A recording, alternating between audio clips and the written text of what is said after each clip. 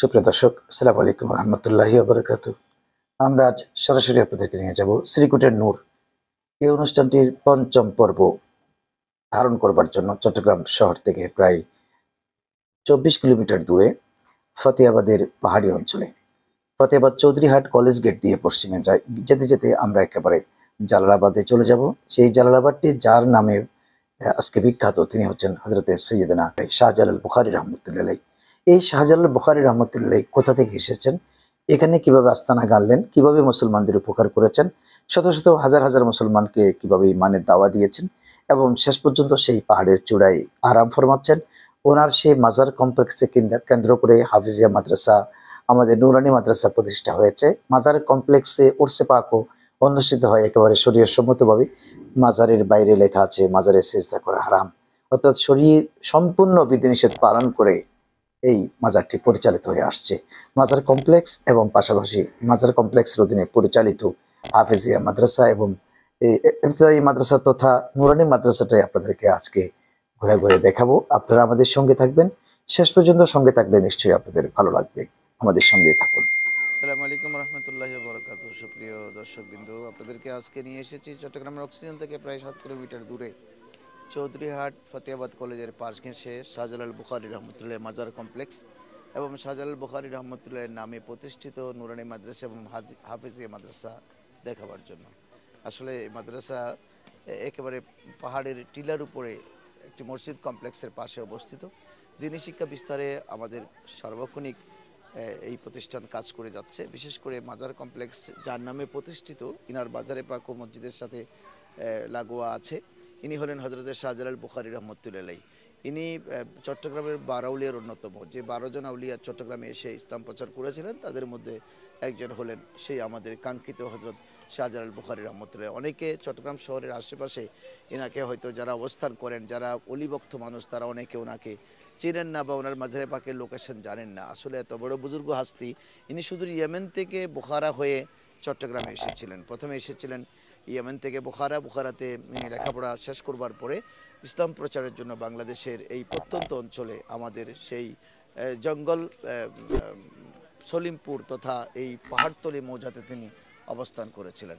এই শাহজালাল রহমতুল্লাহ আলাই, ওনার নামেই জালালাবাদ, পুরো জালালাবাদ, আপনি ব্রিটিশ আমল থেকে এই পুরো পাহাড়ি ঘেরা এই এলাকাকে জালালাবাদ হিসেবে নামকরণ করা হয়েছে। আপনি ব্রিটিশের সেই জরিপ রেকর্ডের মধ্যেও জালালাবাদ দেখতে পাবেন। আর চট্টগ্রাম সিটি কর্পোরেশনের যে 1 নম্বর ওয়ার্ড, সেটা কিন্তু জালালাবাদ এবং ফতেয়াবাদ নিয়েই কিন্তু 1 নম্বর ওয়ার্ডকে নির্ধারিত করা হয়েছে। এই জালালাবাদ যার নামে প্রতিষ্ঠিত, ইনি হলেন হজরতে শাহজালাল বুখারী রহমতুল্লাহ। ইনি যখন ইসলাম প্রচারের জন্য এসেছিলেন তখন তিনি এখানে আমাদের যে নসরত শাহ, বাদশাহ নসরত শাহর সাথে এরার কিছুটা মনোমালিন্য হয়েছিল। নসরত শাহ মনে করেছেন যে ইনি ক্ষমতা লিপ্সু হয়ে ক্ষমতা ধরে রাখবার জন্য বা ওনার ক্ষমতা কুক্ষিগত করবার জন্য এখানে এসেছেন। ইনি কতটুকুন ফকির বা দরবেশ সেটা পরীক্ষা করার জন্য ইনি একাধিকবার তিনি এনার মন্ত্রী পরিষদের লোকজনকে পাঠিয়ে পরীক্ষা করেছিলেন। কিন্তু যতবারই ইনি পরীক্ষা করার জন্য এনার সাথে যুক্ত হয়েছেন ততবারই কিন্তু আমাদের নুসরত শাহ পরাস্ত হয়েছে এবং নুসরত শাহর সেই উজির নাজির সবাই পরাস্ত হয়েছে। পরবর্তীতে আমরা যতটুকু ইতিহাস থেকে জানি যে নুসরত শাহ এনার কাছে এনার ভক্ত হিসেবে এনার কাছে মুরিদ হয়েছিলেন বা ওনার অনুগত্যতা স্বীকার করেছিলেন। হজরত কিন্তু এই পুরো অঞ্চলের মধ্যে হিন্দু, বৌদ্ধ বা অন্য ধর্মাবলম্বীদের কাছে ইসলাম প্রচার করেছিলেন এবং দ্বীনি শিক্ষা প্রসার শেষ করে এই এলাকায় তিনি কবরস্থ হয়েছেন। পরবর্তীতে ইনার ভক্ত অনুরক্তরা এখানে মাজার কমপ্লেক্স করে এই বিশাল এরিয়াকে মাজারের নামে বর্তমানে এটা ইনার নামেই কিন্তু পুরো জালালাবাদ এরিয়া ছিল। সরকার বিভিন্ন সময় জায়গা ইনার কাছ থেকে, ইনার সেই কমপ্লেক্সের জায়গা ইনার নামে যে জায়গা ওয়াকফ ছিল সেখান থেকে জায়গা কাটছাট করে বিভিন্ন কাজে কিন্তু সরকার বরাদ্দ দিয়েছেন। এখনও যে টিলাটি সামনে দেখতে পাচ্ছেন যেখানে মাজার এবং মাদ্রাসা কমপ্লেক্স রয়েছে, এই পুরো এলাকাটা কিন্তু হজরতে শাহজালাল বুখারী রহমতুল্লাহের নামে এখন বর্তমানে ওয়াকফ আছে।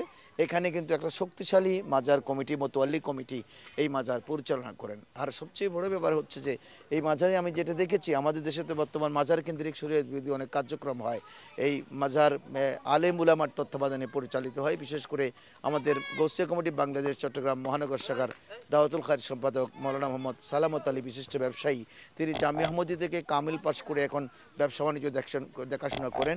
ইনি কিন্তু একজন সম্ভ্রান্ত পরিবারের সন্তান। ওনাই এবং ওনার বড় ভাইয়ের তত্ত্বাবধানে বিশেষ করে এই মাদ্রাসা কমপ্লেক্সটি, মাজার কমপ্লেক্সটি পরিচালনা হয়ে আসছে। এই মাজারে দরজায় লিখে দেওয়া হয়েছে এই মাজারে সিজদা করা নিষেধ। পাশাপাশি এখানে জায়রিনরা এসে ইনাদের আল্লাহর কাছে জিয়ারত করে হযরতের উসিলায় দোয়া করে এবং তারা তাদের মনোবাসনা পূর্ণ করার জন্য এখানে প্রতিনিয়ত আসেন। এবং মাদ্রাসার জন্য বিভিন্ন দান সদকা এবং বিভিন্ন রকমের টাকা পয়সা ইনারা কিন্তু অনুদান দিয়ে থাকেন। এই মাদ্রাসাতে রয়েছে, এখানে মাজার কমপ্লেক্সে রয়েছে একটা সুন্দর হাফেজিয়া মাদ্রাসা এবং এতিমখানা। এতিমখানাতে এতিমরা থাকেন এবং সার্বক্ষণিক এখানে কিন্তু খাবার দাবারের ব্যবস্থা হয়ে থাকে জনগণের সহযোগিতায়। আপনারা দেখে আনন্দিত হবেন এই মাদ্রাসায় সার্বক্ষণিক হাফেজুল কোরআন ছাত্ররা যে মাঠে খেলাধুলা করছে। আমরা যখন এসেছি আসরের নামাজের পরে, এই সময় হাফেজিয়া মাদ্রাসার ছাত্রদের খেলাধুলার টাইম, এই জন্য তারা এখন কোরআন পড়া থেকে মুক্ত রয়েছেন এবং আসর থেকে মাগরিব পর্যন্ত এই সময় তারা খেলাধুলা করবে। খেলাধুলা শেষে তারা কিন্তু মাগরিবের পরে আবার পড়তে বসে যাবে।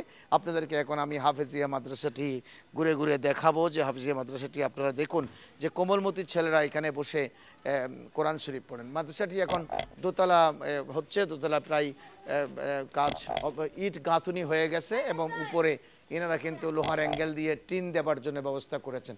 দেখতে পাচ্ছেন যে কি সুন্দর মনোরম পরিবেশে মাদ্রাসাটি এনারা করতেছেন।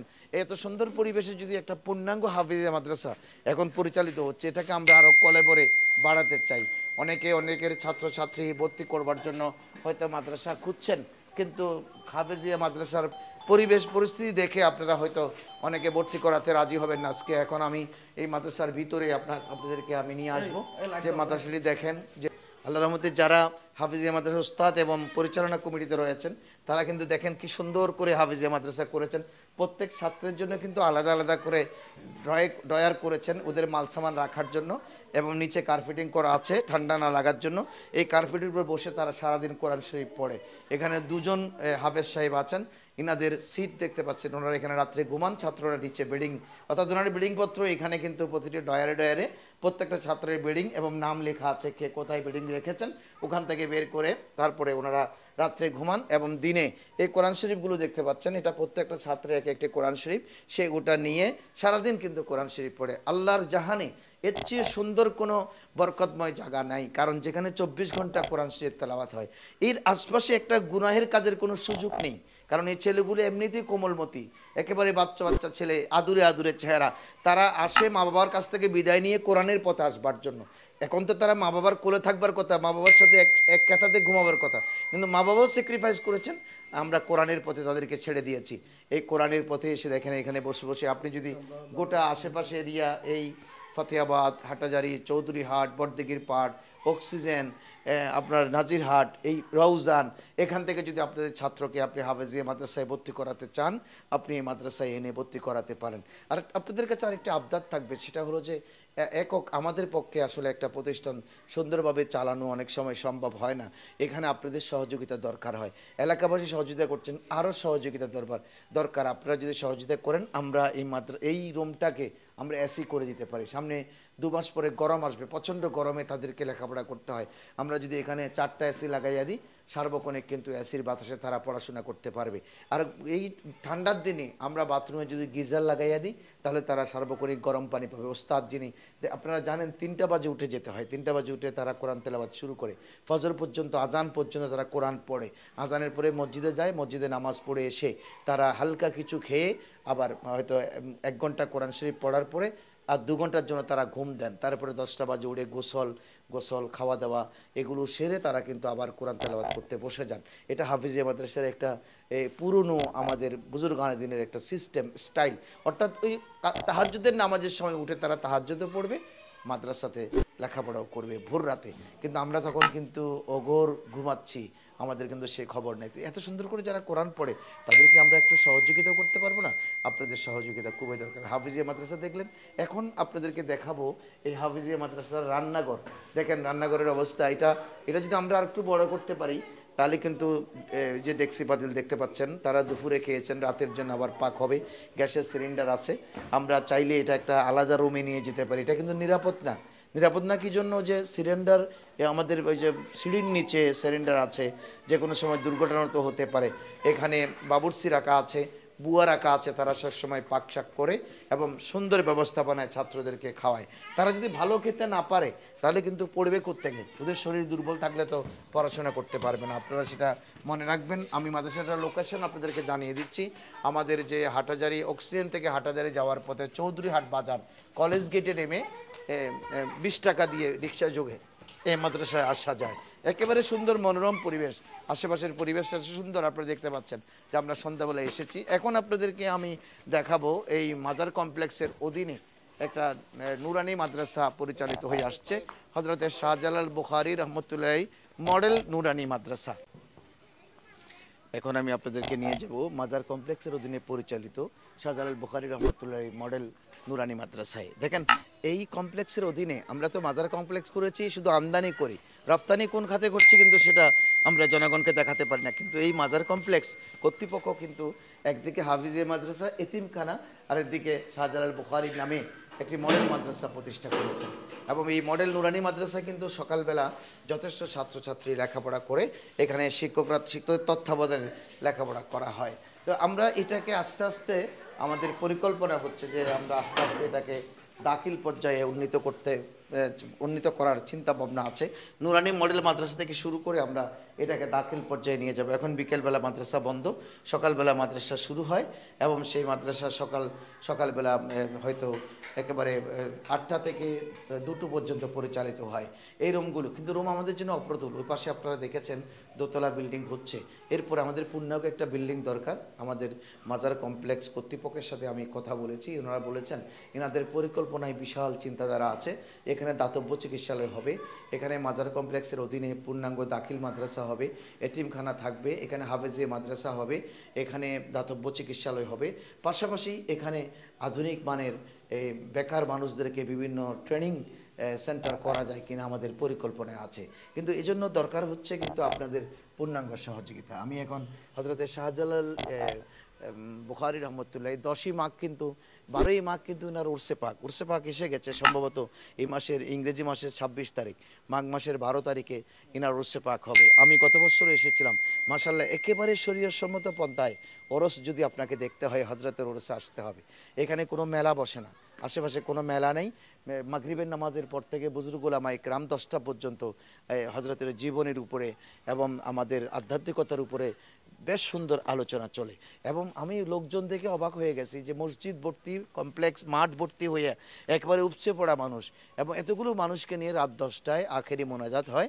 তারপরে উপস্থিত যারা আছে সবার মধ্যে ঢালাওভাবে তাবারক বিতরণ করা হয়। কিন্তু আমরা অন্য মাজার কমপ্লেক্স এরকম দেখতে পাই না। অনেক সময় হয়তো মাহফিল নাই, যাবার বেলায় হয়তো একটা পলিথিনে করে অল্প অল্প তাবারক দেওয়া হয়, কিন্তু এখানে একেবারে প্লেটারে করে আপনাকে পর্যাপ্ত খাবার, আপনাকে আলু গোস বা মূলা গোস এগুলো পাক করে আপনাকে দেওয়া হবে।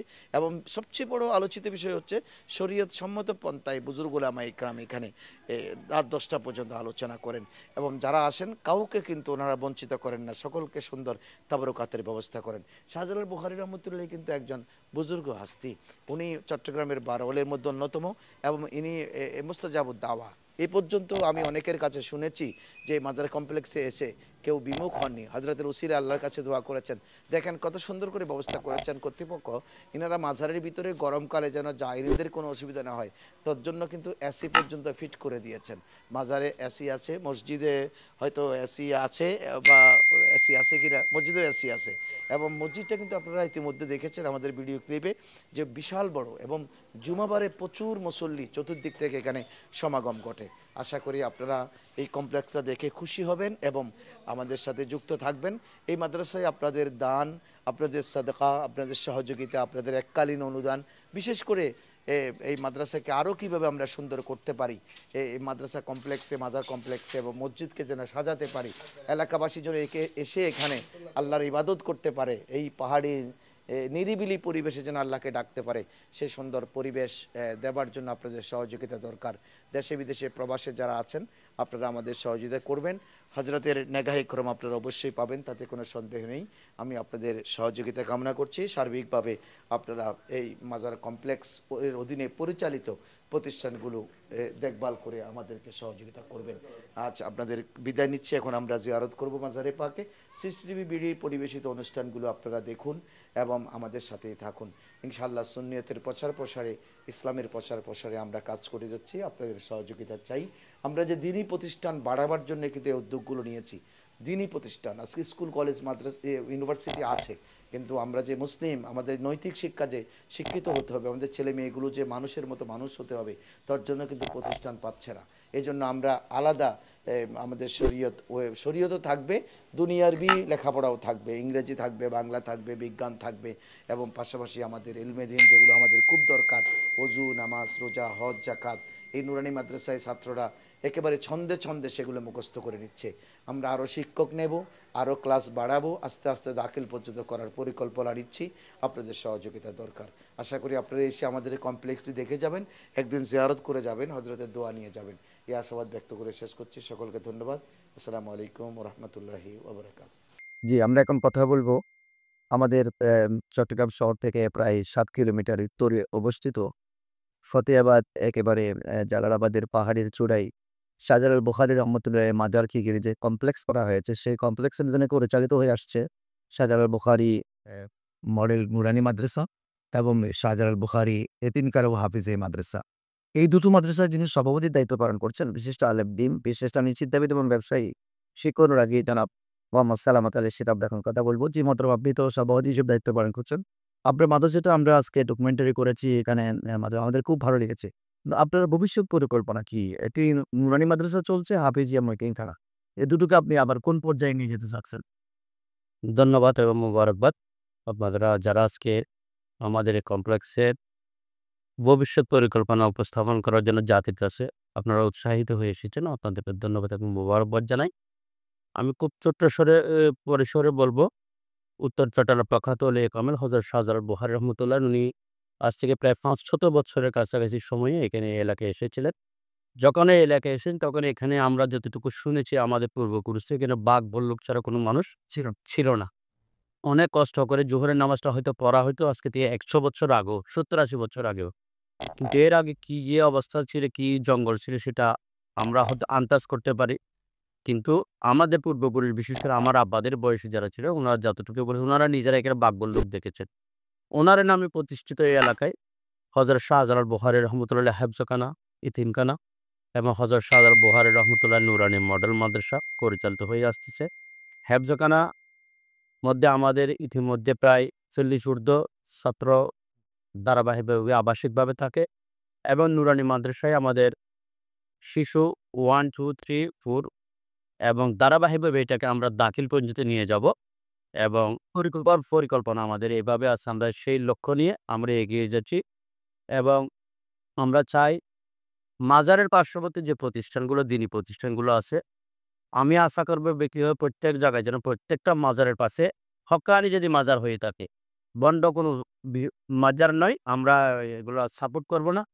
যদি সত্যিকার অর্থে যদি আল্লাহর ওয়ালির মাজার হয়ে থাকে, তার পার্শ্ববর্তী যাতে একটা দ্বীনি প্রতিষ্ঠান, হেফজখানা, নুরানি মাদ্রাসা, দ্বীনি শিক্ষা যাতে সবাই করে।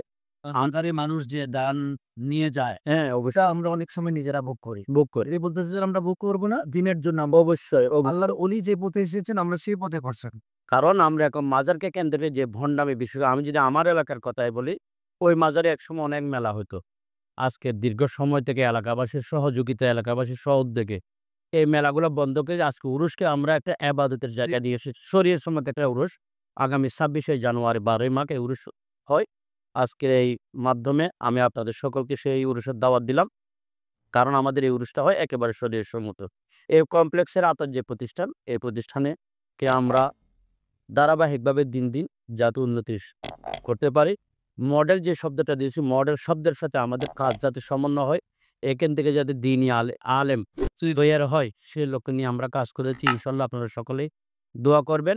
এই প্রতিষ্ঠানে এই কমপ্লেক্সের আওতায় আমরা যেন বিভিন্নমুখী জনসেবামূলক কার্যক্রম হ্যাঁ, দাতব্য চিকিৎসা আমরা ফ্রি চিকিৎসা দেই, শিক্ষা সামগ্রী বিতরণ করি এবং এই কমপ্লেক্সের আওতায় আমরা যাতে আরো বিশাল আকারে মানবিক কাজগুলো করতে পারি। মানে একজন অলি যে জন্য এসেছিলেন আমরা হ্যাঁ, অবশ্যই। শান্তির ধারাটা মানুষের কাছে পৌঁছাতে পারি। অবশ্যই অলিরা তো আমাদেরকে এসেছে শুধুমাত্র উরুসের ভাত খাওয়ানোর জন্য নয়। এটা আমরা জাস্ট তাবরুক হিসেবে একটা মাংস খেলাম, খেলাম। এটাই আমাদের জন্য যথেষ্ট। মানে এসেছেন ওনাকে খাওয়ান দিয়ে। এখন আমরা তাবরুকে ভাতের জায়গায় নিয়ে গেছি। আমাদের ওখান থেকে বের হয়ে আসতে হবে। আমাদের এখান থেকে বের হয়ে এসে আল্লাহর ওলি শাহজালাল বুখারীর যে উদ্দেশ্য এবং লক্ষ্য নিয়ে এসে বুখারা থেকে এখানে এসেছেন। জঙ্গলের ভিতর আজকে তো আমরা ফুলের বিছানায় দিনই কাজ করতেছি। আমাদের যেন রাস্তায় বিছানা করে দেওয়া হচ্ছে ফুলের। কিন্তু উনারা যে কষ্ট করেছেন, উনাদের কষ্টের জীবন থেকে আমাদের শিক্ষা নিতে হবে। আমরা শুধু উরুসের শিক্ষা নিলে হবে না, ভাতের শিক্ষা নিলে হবে না। আমরা এই রিজিকে সেটা আল্লাহ দিবে। এটা স্বাভাবিক একটা বিষয় আল্লাহ আমাদের রিজিক করে দিবে এবং এটাকে আমরা যদি আমাদের শেফা হিসাবে কবুল করি এটা আমাদের জন্য তাবরুক। এটাকে আমরা অযথা যাতে ব্যবহার না করি এই উরুসকে কেন্দ্র করে, মাজারকে কেন্দ্র করে। আমি আশা করব এই চট্টগ্রাম সারা বাংলাদেশে যারা হক্কানি দরবার আছে, হক্কানি আউলিয়া ইকরাম আছে, উনাদের মাজারে যারা দায়িত্বশীল সাজ্জাদানশীল থাকবেন, ওনারা যেন স্ব-উদ্যোগে ওই মাজার ওই অলির পাশে একটি দ্বীনি প্রতিষ্ঠান কায়েম করে প্রতিষ্ঠা করে ওনারা যাতে মিল্লাতে খাদমতের জন্য উচ্চ ভূমিকা রাখে। ওই ভূমিকার কারণে কাল কিয়ামতের ময়দানে সকলের জন্য একটা উসিলা হবে। উরুস আমাদের জন্য একটা ভালো কাজ নিঃসন্দেহে। এটা আমাদের অবশ্যই আমাদের আকীদা আমরা করব। কিন্তু সেটা যদি আমরা একটু পরিকল্পিতভাবে করি, আমাদের মাজারকে কেন্দ্র করে যে বিভিন্ন মানুষ আন্তরিকতা দিয়ে যে এখানে অনুদান বিভিন্ন হাদিয়া নিয়ে আসে সারা বৎসরব্যাপী, এগুলোকে যদি আমরা একটু পরিকল্পিতভাবে ব্যয় করি, একটা প্রতিষ্ঠান পার্শ্ববর্তী একটা প্রতিষ্ঠান মানবিক কাজ, এলাকার মানুষের উন্নয়ন। অনেক গরিব মানুষ আছে আমার এলাকায়, ওরা দুপুরে খাইলে হয়তো রাত্রে চিন্তা করতে হয়। এই যে অনেকগুলা বিষয় আমরা এলাকার প্রত্যেক মানুষকে শুধুমাত্র জাকাত ফিতর দেব কোনো কথা নাই তো। আমরা বিভিন্নভাবে মানুষকে সহযোগিতা করতে পারি। উনি আমার এলাকার মানুষ। আমার পার্শ্ববর্তী একজন টিন-শেডে ঘুমাচ্ছেন। রাত্রে ঘুমাইলে আকাশ দেখা যাচ্ছে। কিন্তু আমি ৬ তলায় ঘুমাচ্ছি। তাহলে এটা তো হয় না। আমাদের মধ্যে একটা বৈষম্য। মানুষ হচ্ছে স বৈষম্য থেকে বের হয়ে আসা। সকলকে নিয়ে আমরা সকলকে নিয়ে আমরা শান্তি মানবিকতার যে জায়গাটুকু, এটা যেন আমরা সবাই ওই জায়গাটুকু থেকে যেন চিন্তা করি।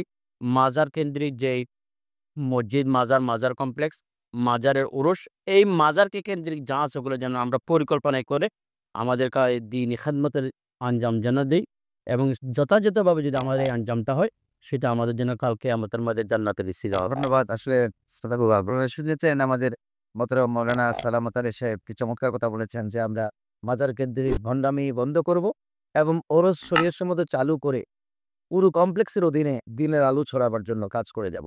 আসলে এনার পরিকল্পনা আমার কাছে ভালো লেগেছে এবং এনাদের কমপ্লেক্স দেখেও আমি আমার মন জুড়িয়েছে। আপনাদেরকে আহ্বান জানাবো সার্বিক সহযোগিতা নিয়ে এগিয়ে আসবার জন্য। একার পক্ষে সবকিছু করা সম্ভব নয়। এই মাজার কমপ্লেক্স আমাদের বহুমুখী পরিকল্পনা, কারিগরি শিক্ষা থাকবে, দাতব্য চিকিৎসা থাকবে, সেবামূলক প্রতিষ্ঠান থাকবে, মা বোনদের জীবন উন্নয়নের যে কর্মসূচি থাকবে, এতিমখানা থাকবে, হাফিজিয়া মাদ্রাসা আছে, মডেল মাদ্রাসা আছে, এটাকে আমরা দাখিল উন্নত করব। এই সবকিছু পরিকল্পনা করবার জন্য আমাদের বিশাল একটা ফান্ড দরকার। আমরা আপনাদের সহযোগিতা চাইবো সার্বিকভাবে এবং একদিন মাদ্রাসাটি কমপ্লেক্সটি পরিদর্শন করবার জন্য আমন্ত্রণ জানাব। বিশেষ করে আগামী ২৬ জানুয়ারি যে ওরসে পাক হবে সেদিন আপনারা আসতে পারেন। আমরা আপনাদেরকে আমন্ত্রণ জানাবো। আপনারা দেখে যান যে আপনাদের মাজার কিভাবে পরিচালিত করতে হয়, আমরা কি সুন্দরভাবে পরিচালনা করছি। নিশ্চয়ই আপনাদের ভালো লাগবে। হযরতের ফুইজাত শাহজালাল বুখারী রাহমাতুল্লাহি ফুইজাত আল্লাহ আমাদেরকে নসিব করুন। সকলে ভালো থাকবেন, সুস্থ থাকবেন। সিসিটিভি ভিডিওর সাথে থাকবেন। আসসালামু আলাইকুম ওয়া রাহমাতুল্লাহি আসসালামু আলাইকুম।